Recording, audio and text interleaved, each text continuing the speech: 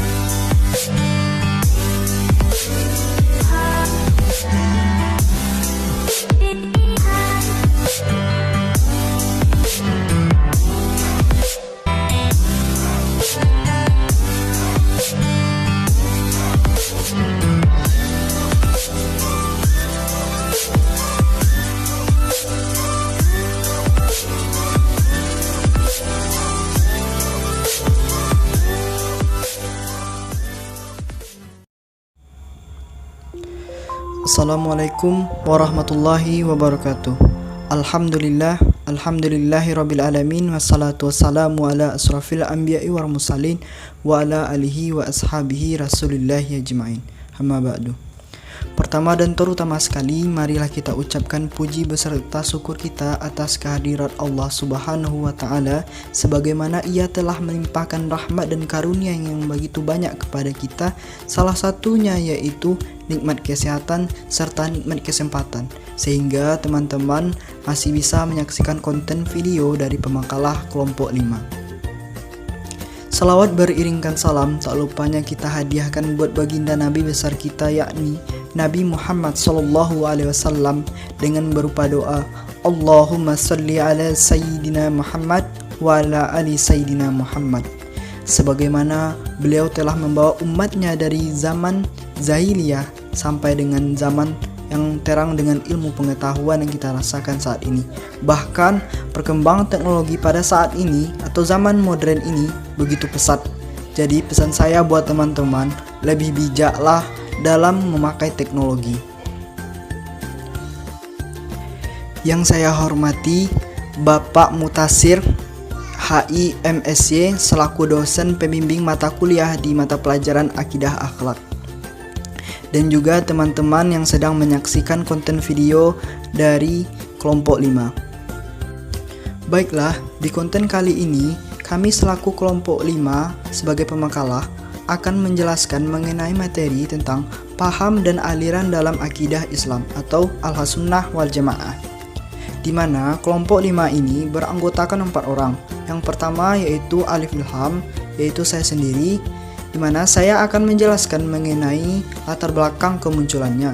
Selanjutnya yaitu Izni Safira Maidi, di mana ia akan menjelaskan mengenai perkembangan baik di dunia maupun di Indonesia. Selanjutnya Nur Adila, dia akan menjelaskan bentuk-bentuk Ahlussunnah wal Jamaah.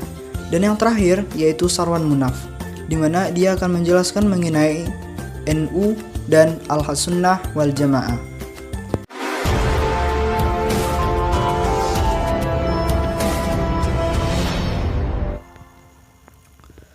Oke, lanjut ke materi bagian saya, yaitu latar belakang kemunculannya. Sunni Al-Sunni wal Jamaah atau terkadang juga dikenal dengan sebutan Aswaja merupakan paham yang berdasarkan pada tradisi Nabi Muhammad SAW. Di samping berdasarkan pada Al-Quran sebagai sumber hukum Islam yang pertama, Sunni lebih dikenal dengan sebutan Al-Sunnah wal Jamaah. Al-Sunnah memiliki makna yaitu orang-orang yang mengikuti sunnah Nabi, sedangkan wal Jamaah berarti mayoritas umat. Dengan demikian, makna kata Al-Sunnah wal Jamaah adalah orang-orang yang mengikuti sunnah Nabi Muhammad SAW dan mayoritas sahabat, baik dalam syariat atau hukum agama Islam maupun akidah atau kepercayaan. Menurut para ahli, salah satunya yaitu Mr. O. Ki Rahmat, dalam kitabnya yang berjudul Serba-serbi dalam Islam. Sebagaimana yang dikutip oleh Mustafa, mengemukakan bahwa Ahlussunnah wal Jamaah ialah orang-orang yang mengikuti cara hidup Nabi Muhammad dan golongan terbesar. Paham inilah yang dianut oleh golongan terbesar dari umat Islam. Yang melatar belakangi munculnya aliran Ahlussunnah wal Jamaah dikarenakan munculnya aliran Taziyah, yaitu lebih mengedepankan akal daripada hukum nakli. Kekacauan yang ditimbulkan oleh Mu'taziliyah sangat menyedihkan, terutama dalam masa pemerintahan Khalifah Al-Ma'mun yang menganggap wajib untuk membenarkan etikat yang salah, yang merupakan pokok keyakinan agama, seperti menganggap bahwa Al-Quran itu hadis dan makhluk.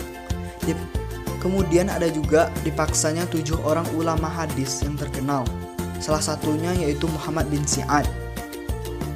Selanjutnya, dalam sebuah surat pemerintahan kepada Ishaq bin Ibrahim sebelum ia wafat pada tanggal 18 Rajab 218 Hijriah, untuk mengakui bahwa Al-Quran itu adalah makhluk dan bukan kalamullah yang qadim.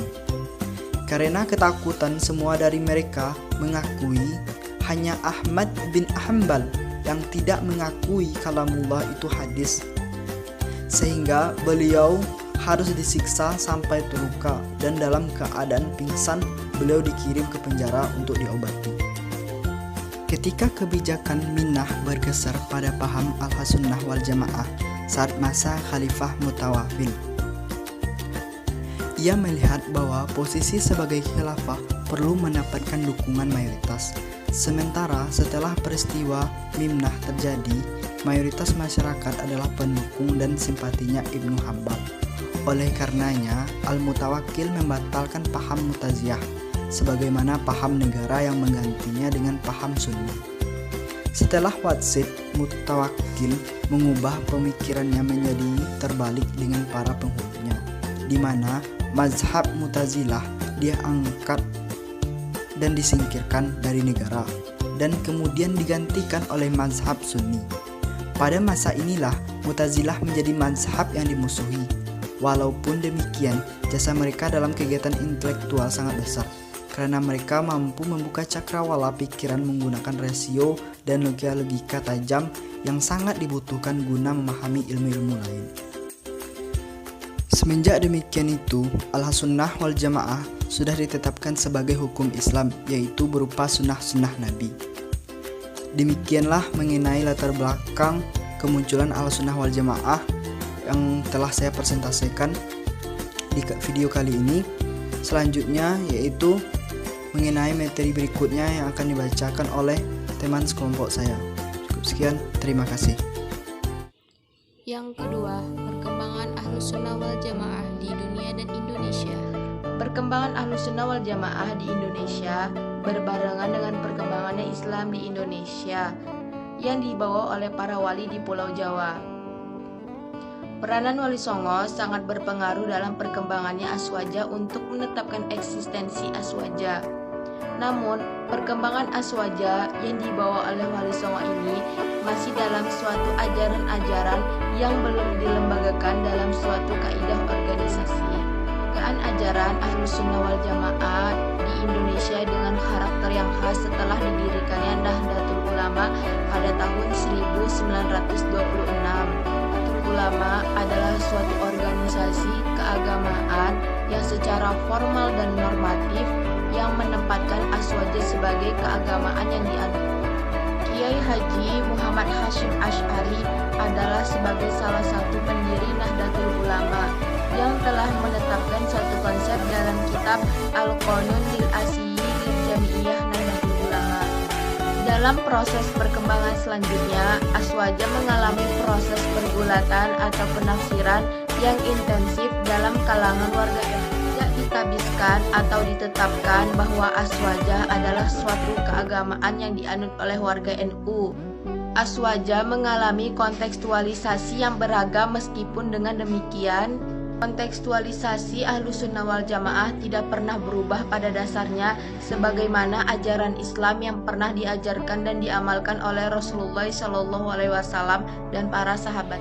Ada beberapa tokoh Nahdlatul Ulama yang telah menafsirkan makna aswaja, yaitu Kiai Haji Bisri Mustafa, Kiai Haji Ahmad Siddiq, Kiai Haji Saifuddin Zuhri, Kiai Haji Dawam Anwar, Kiai Haji Said Akil Siroj, Kiai Haji Sahal Mahfud, Kiai Haji Wahid Zaidi, Kiai Haji Muhyiddin Huzadi, dan Kiai Haji Toha Hasan.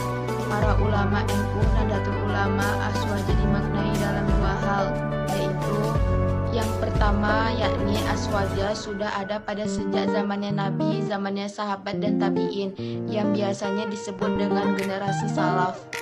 Dengan makna di atas yakni adalah pengertiannya aswaja, yaitu mereka-mereka yang mengikuti sunnah ajarannya Rasulullah Shallallahu Alaihi Wasallam dan para sahabatnya.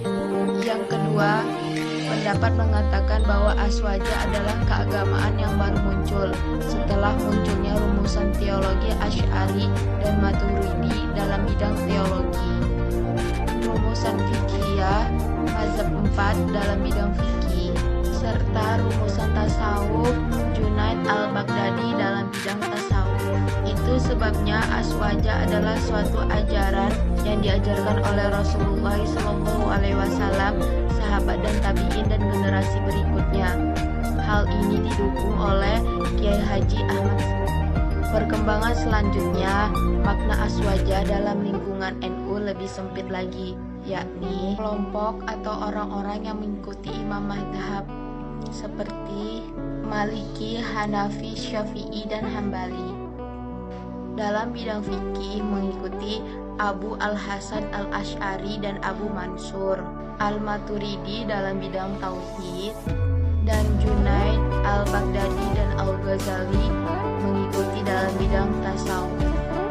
Pengertian ini dimaksudkan untuk melestarikan, mengamalkan, dan mengembangkan paham aswaja. Hal ini bukan berarti Nahdlatul Ulama menyalahkan madhab-madhab tabar lain. Kan NU berpendirian bahwa Nahdlatul Ulama mengikuti madhab yang jelas metode dan produknya. Melacak akar-akar sejarah munculnya istilah Ahlus Sunnah wal Jamaah, secara etimologis bahwa aswaja sudah terkenal sejak Rasulullah Shallallahu Alaihi Wasallam sebagai konfigurasi sejarah, maka secara umum aswaja mengalami perkembangan dengan 3 tahap secara evolutif. Yang pertama, tahap embrional pemikiran Sunni dalam bidang teologi bersifat elektik, yakni memilih salah satu pendapat dianggap paling benar. Pada tahap ini masih merupakan tahap konsolidasi. Tokoh yang menjadi penggerak adalah Hasan al-Basri 110 Hijriah atau 728 Masehi. Yang kedua, proses konsolidasi awal mencapai puncaknya setelah Imam Asy-Syafi'i 205 Hijriah atau 820 Masehi berhasil menetapkan hadis sebagai sumber hukum kedua setelah Al-Quran dalam konstruksi pemikiran hukum Islam. Pada tahap ini, kajian dan diskusi tentang teologi Sunni berlangsung secara intensif. Yang ketiga, merupakan kristalisasi teologi Sunni. Di satu pihak menolak rasionalisme dogma, di lain pihak menerima metode rasional dalam memahami agama. Proses kristalisasi ini dilakukan oleh 3 tokoh dan sekaligus di tempat yang berbeda-beda pada waktu yang bersamaan, yakni yang pertama Abu Hasan al-Asy'ari 324 Hijriah atau 935 Masehi di Mesopotamia. Yang kedua, Abu Mansur al-Maturidi 331 Hijriah atau 944 Masehi di Samarkand. Yang ketiga, Ahmad bin Ja'far al-Tahawi 331 Hijriah atau 944 Masehi di Mesir. Pada zaman kristalisasi inilah Abu Hasan al-Asy'ari meresmikan sebagai aliran pemikiran yang dikembangkan, dan munculnya aswaja ini sebagai reaksi teologis politis terhadap Mu'tazilah, Khawarij, dan Syiah yang dipandang oleh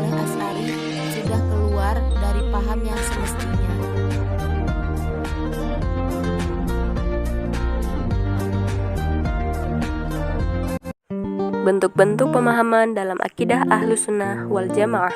Menurut Syekh Muhammad Abu Zahroh, pada akhir abad ketiga Hijriah, lahirlah dua orang tokoh pilihan untuk membetulkan paham yang berbahaya. Pertama, Abul Hasan al-Asy'ari lahir di Basrah, dan kedua, Abu Mansur al-Maturidi lahir di Samarkand. Keduanya bersatu melawan paham Mu'tazilah, baik paham-pahamnya yang masih dekat dengan paham Sunni, terutama yang telah jauh menyimpang, yang kemudian terwujud dalam bentuk aliran teologi yang dikenal dengan nama Ahlussunnah wal Jamaah. Al-Asy'ari dan Abu Mansur al-Maturidi bersatu untuk membantah atau menentang terhadap Mu'tazilah. Meskipun terdapat perbedaan paham, Al-Asy'ari hidup di Basrah sebagai pengikut Imam Syafi'i, sedangkan Al-Maturidi hidup di Samarkand sebagai pengikut mazhab Hanafi. Dalam berbagai kesempatan, baik di majelis taklim, di masjid, maupun di pengajian lainnya, seringkali muncul ungkapan Ahlussunnah wal Jamaah, atau sering disingkat Aswaja. Ungkapan ini berarti kita harus meneladani dan menjaga perilaku sesuai dengan akhlak Rasulullah. Lantas, siapa sesungguhnya yang dimaksud dengan Aswaja? Hadis Rasulullah SAW yang diriwayatkan dari Ibnu Umar radhiyallahu anhu berikut ini barangkali bisa menjelaskan siapa yang dimaksud dengan sebutan Aswaja. Beliau bersabda, barang siapa yang beriman kepada Allah dan barang siapa yang menjadi Ahlussunnah wal Jamaah, maka Allah Subhanahu wa Ta'ala akan menuliskan baginya dari setiap langkah yang ia ayunkan 10 kebaikan, dan Allah pun akan mengangkatnya 10 derajat. Lalu Nabi SAW ditanya, "Ya Rasulullah, kapan seseorang dapat diketahui sebagai Ahlussunnah wal Jamaah?" Maka Nabi SAW menjawab, "Jika pada dirinya terdapat 10 tanda, maka orang itu termasuk Ahlussunnah wal Jamaah." Apa sajakah tanda-tanda itu? Pertama, melaksanakan salat 5 waktu dengan berjamaah. Kedua, tidak menceritakan sahabat dengan kejelekan dan kekurangan. Ketiga, tidak melakukan pemberontakan kepada pemerintah yang sah. Keempat, tidak terdapat keraguan-raguan dalam keimanannya. Kelima, beriman kepada qadar, baik atau buruknya dari Allah Subhanahu wa Ta'ala. Keenam, tidak melakukan mujadalah atau perdebatan mengenai agama Allah al-Islam. Ketujuh, tidak mengkufurkan seorang pun dari ahlul kiblat atau muslim. Kedelapan, tidak meninggalkan sholat mayat dari ahlul kiblat atau muslim. Kesembilan, memiliki pandangan bahwa menyapu kedua khuf atau sepatu dalam berwudu boleh dilakukan, baik di perjalanan maupun sedang berada di kampung halaman. Dan ke-10, suka bermakmum dalam sholat kepada orang baik maupun fajir. Profesor Dr. Kiai Haji Sahilun An-Nasir, MPD, dalam bukunya yang berjudul Pemikiran Kalam atau Teologi Islam, Sejarah, Ajaran dan Perkembangannya menjelaskan secara detail apa yang dimaksud dengan istilah Aswaja. Ia menjelaskan, istilah Aswaja berasal dari kata-kata ahlun yang berarti golongan atau pengikut. Al-Sunnah berarti tabiat, perilaku, jalan hidup, perbuatan yang mencakup ucapan, tindakan, dan ketetapan Rasulullah SAW. Al-Jamaah berarti jamaah, yakni jamaah para sahabat Rasulullah. Maksudnya ialah perilaku atau jalan hidup para sahabat. Lebih lanjut, Profesor Sahilun mengungkapkan secara etimologi istilah Aswaja berarti golongan yang senantiasa mengikuti jalan hidup Rasulullah dan jalan hidup para sahabatnya, atau golongan yang berpegang teguh pada sunnah Rasulullah dan para sahabat. Lebih khusus lagi, sahabat yang 4, yakni Abu Bakar As-Siddiq, Umar bin Khattab, Utsman bin Affan, dan Ali bin Abi Thalib. Karena itu, Aswaja adalah muslim yang senantiasa menjaga sunnah Rasulullah dan para sahabat. Baiklah, itu saja yang dapat saya sampaikan. Apabila ada kesalahan kata, saya mohon maaf.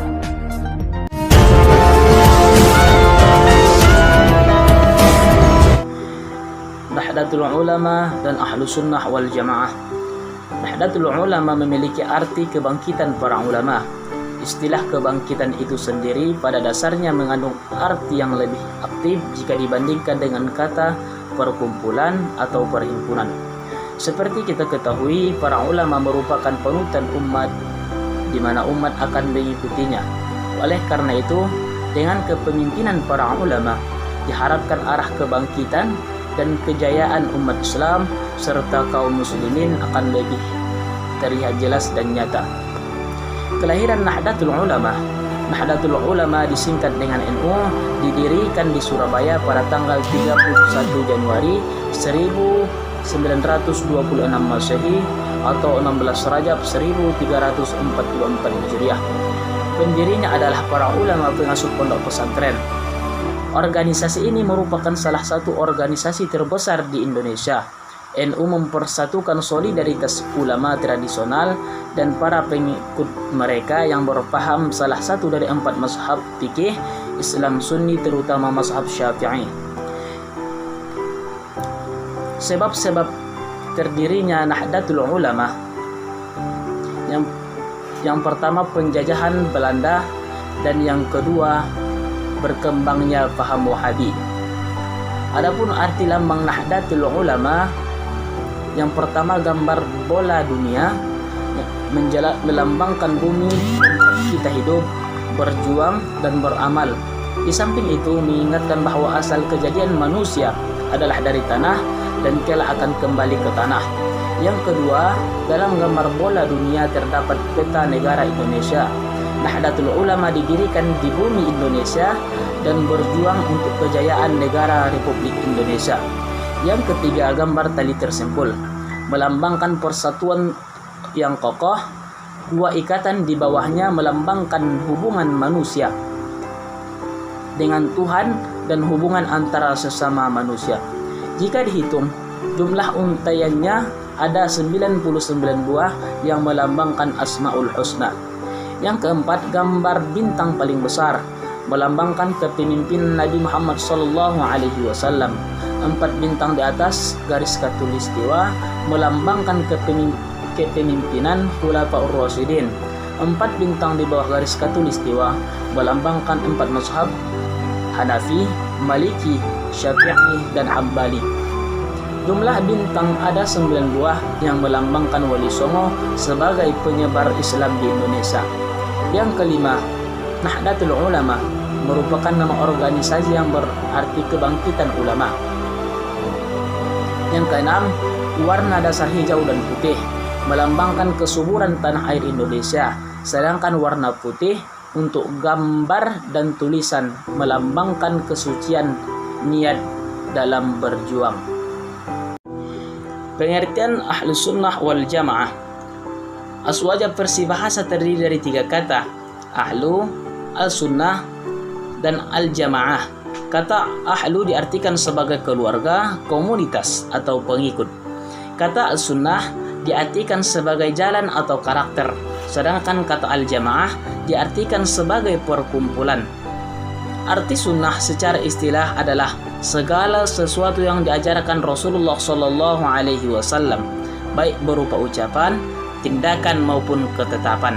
Sedangkan Al-Jamaah bermakna sesuatu yang telah disepakati komunitas sahabat Nabi pada masa Rasulullah SAW dan pada era pemerintahan Khulafaur Rasyidin Abu Bakar, Umar, Utsman, dan Ali. Dengan demikian, Ahlus Sunnah wal Jamaah adalah komunitas orang-orang yang selalu berpedoman kepada sunnah Nabi Muhammad SAW dan jalan para sahabat beliau. Baik dilihat dari aspek akidah, agama, amal-amal lahiriah atau akhlak hati, jamaah mengandung beberapa pengertian, yaitu kaum ulama atau kelompok intelektual, golongan yang berkumpul dalam suatu pemerintahan yang dipimpin oleh seorang amir, golongan yang di dalamnya terkumpul orang-orang yang memiliki integritas moral atau akhlak, ketaatan dan keimanan yang kuat, golongan mayoritas kaum muslimin, dan sekelompok sahabat Nabi Muhammad SAW. Menurut Imam Asy'ari, Ahlus Sunnah wal Jamaah adalah golongan yang berpegang teguh kepada Al-Quran dan hadis, dan apa yang diriwayatkan sahabat tabi'in, imam-imam hadis, dan apa yang disampaikan oleh Abu Abdullah Ahmad ibnu Muhammad ibnu Hanbal. Menurut Haji Hashim Ash'ari, Ahlu Sunnah wal Jamaah adalah golongan orang yang berpegang teguh kepada sunnah Nabi, para sahabat, dan mengikuti warisan para wali dan ulama. Secara spesifik, Ahlu Sunnah wal Jamaah yang berkembang di Jawa adalah mereka yang dalam fikih mengikuti Imam Syafi'i, dalam akidah mengikuti Imam Abu Hasan al-Ash'ari, dan dalam tasawuf mengikuti Imam Al-Ghazali dan Imam Abu Al-Hasan Al-Sadzili. Menurut Muhammad Khalifah Al-Tamimi, Ahlu Sunnah wal Jamaah adalah para sahabat, tabi'in, tabi'it tabi'in, dan siapa saja yang berjalan menurut pendiri imam-imam yang memberi petunjuk orang-orang yang mengikuti dari seluruh umat semuanya.